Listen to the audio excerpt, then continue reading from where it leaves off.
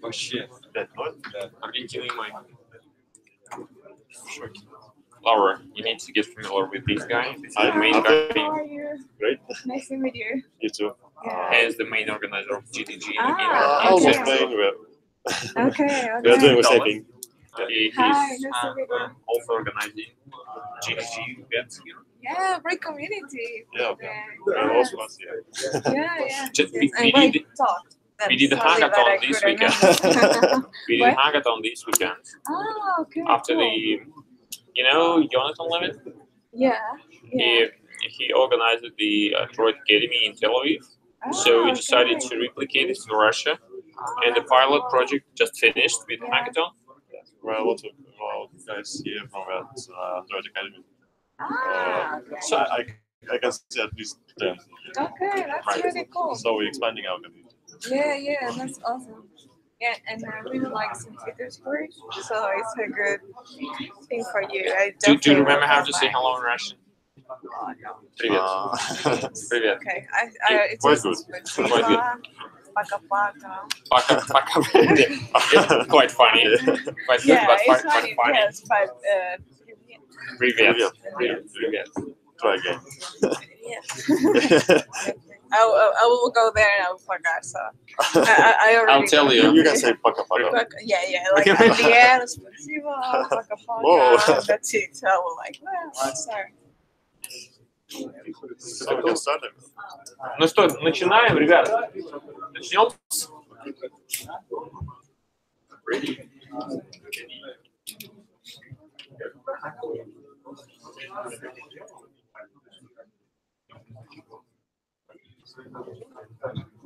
Ребята, у нас последний доклад сегодня про learning for Firebase. На сегодня первый гость, который не говорит по-русски совершенно, за исключением the only one word. Say hello, Rush. Sorry, I know.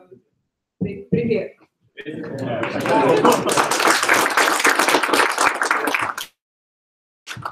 I know another words, but later.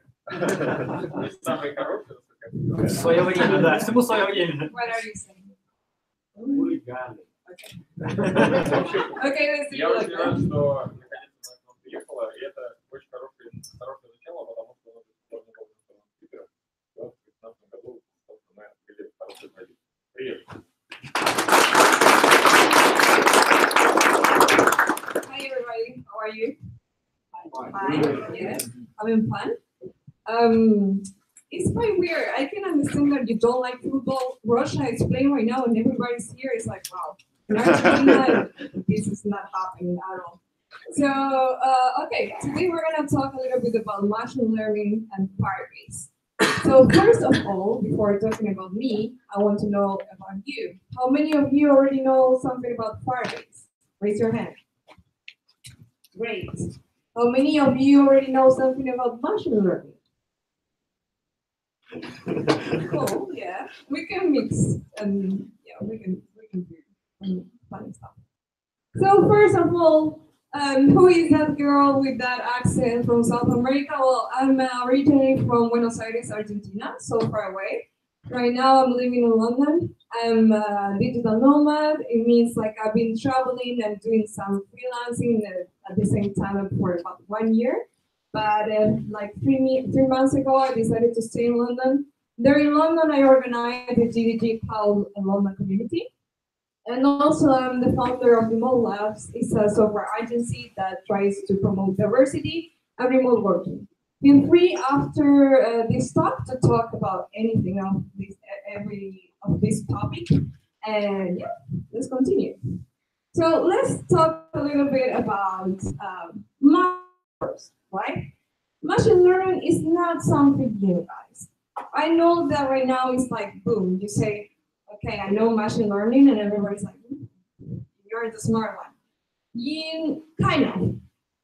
Machine learning is been with us a few years ago. I mean, not a few, a lot of years ago. What's going on today? What's going on that right now machine learning is really on top? Before, we didn't get enough information to provide models. Before, we didn't get exactly the exact predictions that we're gonna use. And right now, with all this information, data, image, right, that are available for us, we can use machine learning in a really, really good way. For example, like Google Cloud Vision, so we can detect the characters or, for example, face detection and all the stuff, right? But what about machine learning for developers? I'm not gonna lie, I'm not a data scientist at all. I'm a software developer. I'm most of the time doing architecture, most of the time with web, a little bit with mobile devices. And the thing is, right now you have all these tools that help you to be involved with AI. So that's the idea of this talk, to help you get involved with machine learning and AI without being data scientists. Okay? So if we start with this, right? The first thing that we need to know is what is AI, what is machine learning, and all that stuff. Machine learning is basically statistics, right? We have a lot of information with us, and with that information, we can predict. So let's say, for example, in this case, this is a serious study about, no, really, I'm not kidding. This is something that is trying to show how accurate machine learning is right now. Before, this is not gonna happen. I mean, if we're gonna build our own model to predict, in this case, if there is a Chihuahua or muffin, we need to get a real huge resource of images to explore that. With this kind of demonstration, they want to check the accuracy of these. And right now, we have a lot of resources to do that. The best cases are the tools that Google provides, right? For example, Google contains all the information about image, right? Language, and I don't have to take thousands of millions of photos, for example, of a muffin. I already have that resource, right? And then, yeah, this is not that bad, right?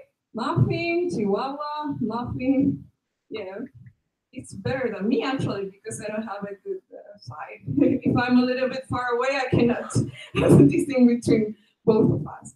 So right now, I'm gonna tell you that we have the resources to do really accurate predictions. So the idea of Google is to provide the developers tools to help us to build better apps. And in this case, for example, this is really useful for me right now. I'm on the street in the subway, like, where am I? I don't know Russian, taking a picture. And this is one of the most useful things that we can already use, like language recognition beside the image, right? Take a picture, recognize which is the language that we are trying to take a picture, and then use that information and do something with our apps, okay? Before, if we need to try to do, we need to provide a model with all the words for a specific language, and then show, okay, these should be, I don't know, this word or whatever. It requires effort and time. Right now, we already have these, and we can already use it. So before even start talking about machine learning kit, that's the news regarding Firebase, let's talk about the tools that we already have as a developers to use machine learning.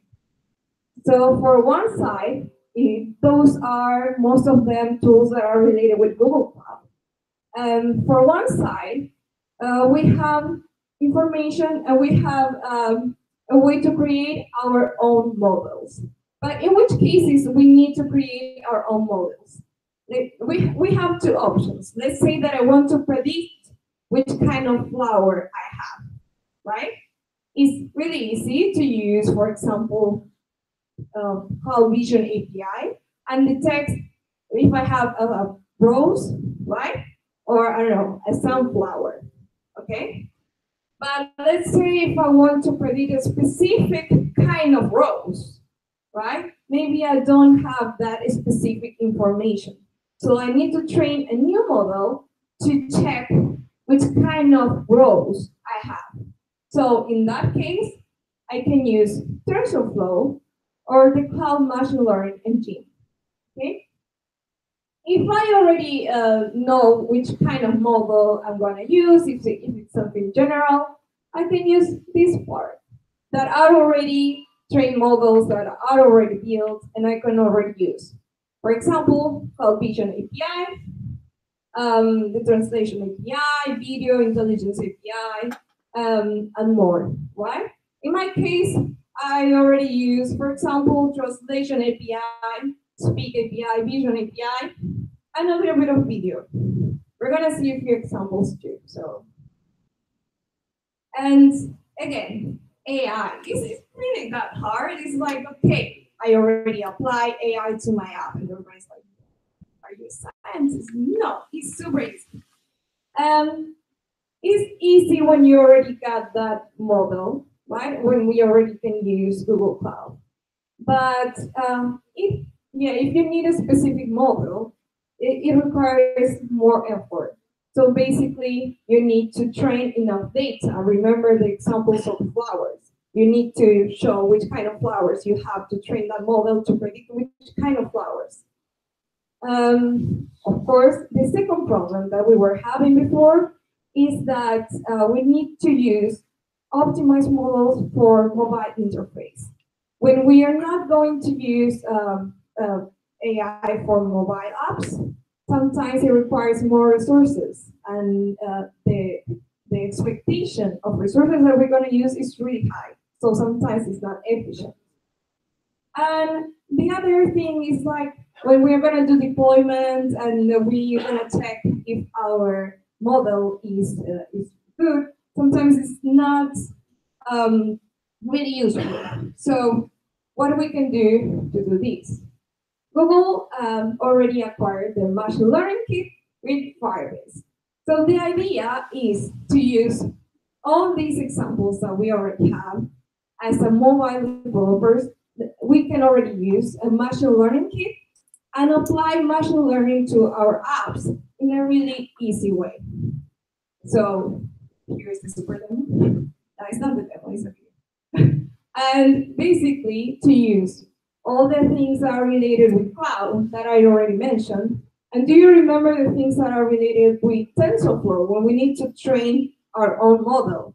So there's a new version of TensorFlow that is called TensorFlow Lite that is specifically to use with mobile development.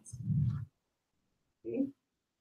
And the good thing about this is that it's related with Firebase. So if you're going to use Firebase, it means that we can use it with iOS or Android. And in web, not that much, because this is machine learning kit actually for Android or iOS. But anyway, if you're a web developer, you can already use the Google Cloud functionality to use machine learning. I'm going to explain a few examples. Okay? About Firebase. If you already know what is Firebase, come here and do the conversation. No. Okay. So basically, if you already use Firebase, we already know that we have three different goals when we're using Firebase. Develop, grow, and earn. It's all about, do an app that has high quality, and also, of course, earn some money with your app. Because we want to have money, right, and just have more time to see the World Cup or whatever, or travel around. And the idea of Firebase is to make the life easier to the developer. So we can just focus on the functionality that we need, right? Not to do things again and again. For example, authentication, right? We can already use it. I don't have to take care of that because with a few lines of code, I can already apply that. Okay? So again, let's go with the machine learning kit. Basically, as I already mentioned, if you're going to use with Firebase, it provides cross-platform support. Okay, we can use it with iOS and Android. And yeah, I was mentioned that we can already use your own model, so you can use TensorFlow Lite. And the third one that you can use is that you can already use all the Google Cloud's AI tools, like for example, Google Vision API and all this stuff. Okay, so we have a few things that are related with this new functionality. If you go to your Firebase console, you will see that there's this new option, right? And I really suggest to you guys that you need to start checking, like have fun, play around, what's going on around. The Firebase team is already testing right now, is in beta. So basically, if you check the functionality, they have a feedback so they can check what else they can improve and do. So we have these functionalities, text recognition, right? Face detection, barcode scanning, landmark recognition, and image labeling. All these functionalities are a little bit related with the Google Cloud Vision API that I mentioned before. And of course, for example, the same thing with the text recognition. Okay, so those are these new functionalities that we can use. All of them are already provided, and you can already use with Android or iOS. And the good thing about these is that we don't require a lot of code to do that. In my case, I already use a few of these, especially web, because I use the Google Cloud Platform a lot. But let's see how it works with the Firebase Machine Learning Kit. So, as I already mentioned before, there is the Google Cloud Vision API. That's how they can already detect, for example, the landmark checks. I mean, I can take a picture, let's say here in St. Petersburg, and they can tell, okay, you are probably in St. Petersburg. When you need your own custom model, you're going to use TensorFlow Lite. And the neural network API, if you need to use with the TensorFlow Lite. Okay, this is more about when you need your own custom model. And here is just a simple example of how to use computer vision. You already have an image. You are going to input with the machine learning kit, and then you're going to see a result, like which chance of muffin or chihuahua you have. Okay. And then what we can do with this machine learning kit, okay? We can combine with already the Firebase functionalities. For example, remote config. So let's say that I have my app that is an international app, right? And so I want to develop my app in different countries. So I can already use remote config depending on which country my app is launching and check, okay, I can use text recognition in Russian, Spanish, or whatever language I'm using. Okay? And then again, this is about the Vision API that I want to mention. That I want to mention if you are into the website. Okay? You can use the Vision API anyway if you're not going to use the machine learning kit. And how you can use that? Basically, you can use Firebase hosting. How many of you already use cloud storage? Raise your hand. Raise your hand if you're having fun. Nobody. Okay. Woo. It's just to check if you're alive or not sleeping. If you already use, for example, cloud storage, there are a few examples about when for example, you upload an image, right? And the first thing that you do is, of course, use cloud storage. And then you can use cloud functions. This is one of the best parts that I can say about Firebase. because with this, I can detect the event. For example, when a new image is uploading. So, okay, I detect that event, right? That a new image is uploading, and then I can do something with that. There's already a collab that you can already do in Android, iOS, and web. I already have it available. That, for example, you know the basic chat about Firebase. If any of you did the collab, the first one about Firebase used to be a chat, the classic one, to show the real-time database and all that stuff. Right now, it's like boom, power. You have the ability to, for example, upload an image into the chat, right? And this chat, okay, detects the event when it's uploading into the chat, into the cloud storage, and it says, okay, you're uploading an image, let me check if that image is related with violence or not. So basically, for example, you can upload an image that what I usually do is upload an image that with zombies eating humans, and then you can do something with that. You can use the Vision API, right, to detect which category is that image. In this case, with violence. And then once that I know that is related with violence, I can do something else. In this case, what it's doing is, for example, blur the image. And yes, and then what I do is save that image into the Firebase database. Okay? And in the case of machine learning kit, so the first thing that you need to do, even if you're in iOS or Android, just add the libraries. Okay? Right now, everything is available. In this case, this is an example of machine learning vision that you can already use in iOS or Android, and you can start already applying that, just adding the functionality. Okay? And even before we talk about Vision API or other things, there's also one more feature that I want to talk about that is called Firebase predictions, and it's really useful. In this case, it's about applied machine learning to your data. So what is Firebase predictions? Firebase predictions is a way to predict which kind of users are going to be engaged with your app, right? Like the ones that are gonna, okay, maybe I don't like your app, so I'm gonna just remove your app of my Android or iOS, or maybe I'm the kind of user that is like, okay, I want to keep playing this game, I want to put money on this, whatever. So with this, as I already mentioned, Firebase is not just about development.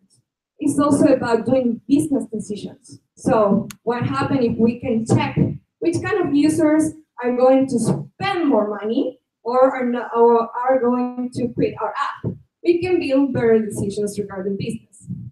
So basically, we can use Firebase predictions, and we can combine Firebase predictions with remote config, notifications, and A/B testing. So how does it look basically? The first thing to do to use Firebase predictions is you need to turn on Google Analytics, Firebase Analytics in this case. So once that you have Firebase Analytics on, you will start to save information about your app. Because again, AI is about statistics. It's about to collect information, and then with that, you do predictions, okay? So, and then you have the different kinds of users. In this case, you have the predictions of churn, right? Churn are the users that maybe are gonna quit your app. The ones that we don't want, right? It's like the ones that when you can send a notification like, please leave me or something like that. No, don't do that. It's not a good business decision. And the users that are gonna spend money. So let's say that you already have a game, right? For the ones that are spending money in your app, you can, for example, send a notification, right? And do something like, okay, if you are going to the next level for free or things like that. And also the ones that are not spending money. So after 7 days at least of collecting information that are related with your app, you will start seeing this kind of predictions. And then this is the demo in Google I/O that basically it shows how to use Android, okay, with a machine learning kit. So basically, if you already use TensorFlow, you can do the same, right? But the idea is to use machine learning kit and to don't have so many resources that maybe can spend a lot of resources on your phone or turn off the things. Okay. 5 minutes break and we're going back.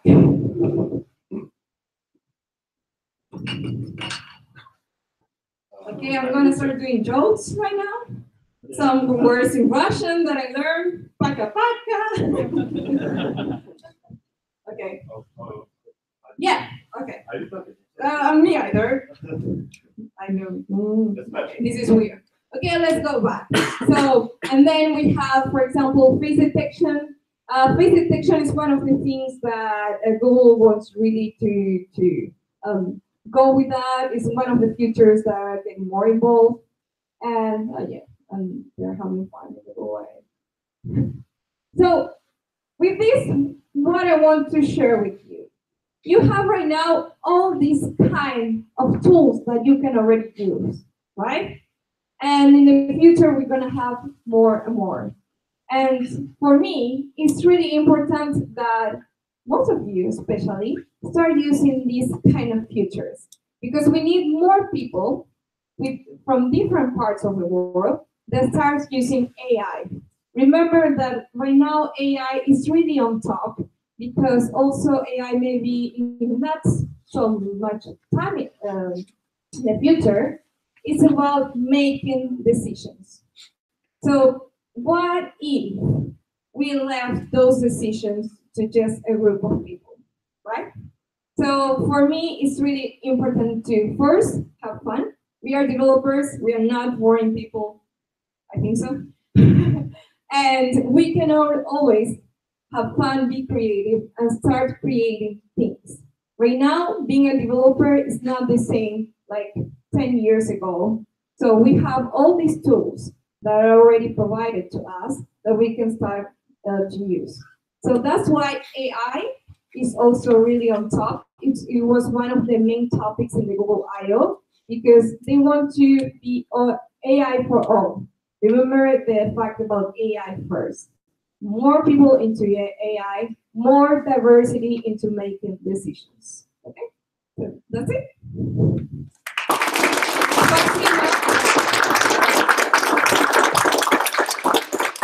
Okay, so I would like to hear from you if you have any questions or whatever you feel to. Don't be shy, please, because I won't feel I'm not comfortable. Thank you. Like, no questions. Oh, okay, yes, questions. Thank you for the speech. Okay. I have a question about what is the difference between TensorFlow and what that went to cloud. It was the picture API, right? API. The cloud API. No. There was a slide. Yeah. Or TensorFlow Lite, maybe. No. I think that you're talking about. There was something that we can use from the Google Cloud. And, Yes. This one. This one. The cloud machine learning engine. Yes. Because with the cloud machine learning engine, you can already use the information that is already in the cloud and build your own model. With TensorFlow, Tensor is a platform for AI. So basically, you need to provide more information. It's like, I don't know, the things about flowers, right? In this case, TensorFlow would be the best choice because you need to provide the pictures to realize which kind of pictures you have. But let's say that you want to build a new model that is not here, but you want to use already the image that are in the cloud, okay? You use this one. Okay, next one. Oh, okay, that Firebase prediction things sounded quite exciting.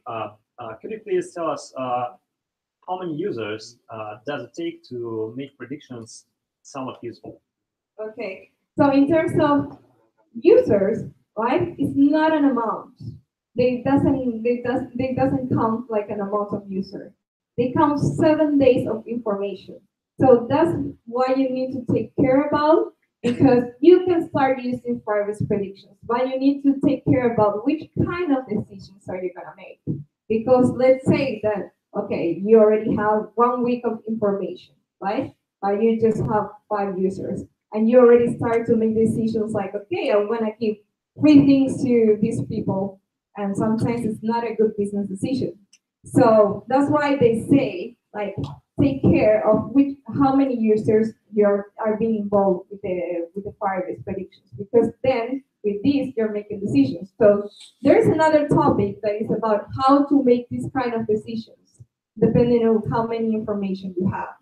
So in my case, it doesn't depend about Firebase prediction. It depends on you, how you do the decisions after you collect the information, right? So yeah, take care about how many users are involved with your app, right? And also, if you're gonna do things that are related with, for example, A/B testing or remote config, do decisions that are not in the high level to do some testing. Like for example, I don't know, show an advertisement, right, or things like that. But take care about the business decisions. So, okay. More questions? Yeah, that was in that moment it was something similar to LinkedIn, right? To find a job, and they have like resources, but nobody uses it. I don't know. Yeah, yeah, but it's there. But it's there. Just in case.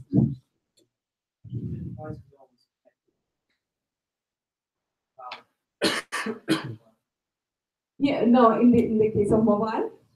Yeah, so in the case of mobile, yes, I mean, in terms of connection, you can already use it, but right now it's just focused on mobile because of the resources.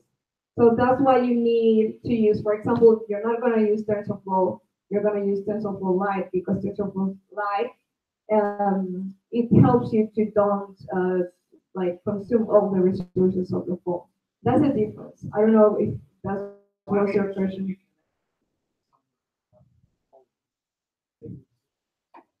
No, it depends of which filter you need to use. Because for example, if you're gonna use Cloud Vision API, I'm gonna tell you like the truth about my chat app.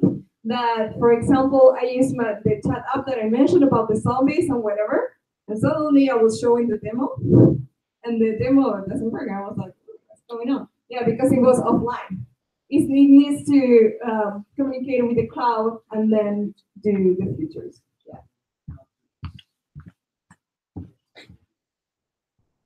Yeah, kind of. Yes. Sure. More questions? Or maybe you're hungry, you want pizza.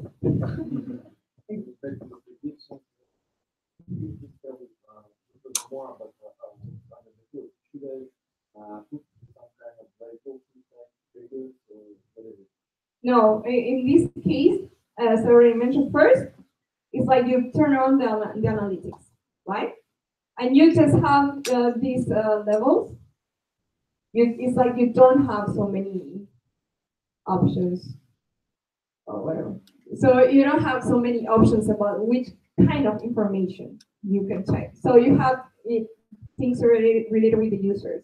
Spend, not spend, churn, and the other one, I'm not sure. It's basically how is the engagement with the users.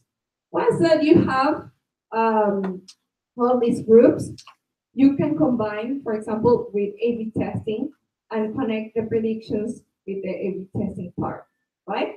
Like and you need to use these categories, like spend. Spend is like the keyword to start doing your app. Yeah. No. This is about the prediction, about the engagement of the user. That's it. right now. And yeah, another thing is like, it's just in iOS and Android. You cannot use it sadly in web, because in web you can use Google Analytics, and yeah, but it doesn't show predictions in Google. So yeah, that is out because there was one of the meetups that we were doing. We were trying to do the same thing like Meetup, but we were like, okay, it would be awesome if we can predict how many people is gonna come to the meetup, how many people is engaged really using the app or whatever. We were using Polymer or Angular to do our web app. And, we cannot use Harvest predictions. There was, yeah. You mentioned that we can use our own models to make predictions. Yeah. The question is, can we ask users to provide us feedback on how our model performs? I think that's in the case that you need to do that.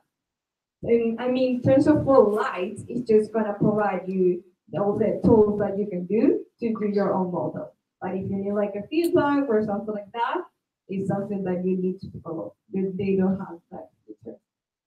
Yeah, right now. Any more questions? For pizza? Yeah, we have pizza. Pizza, okay.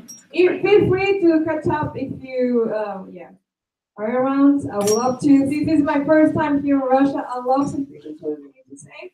I was in Moscow before, and here's better. So, thank you.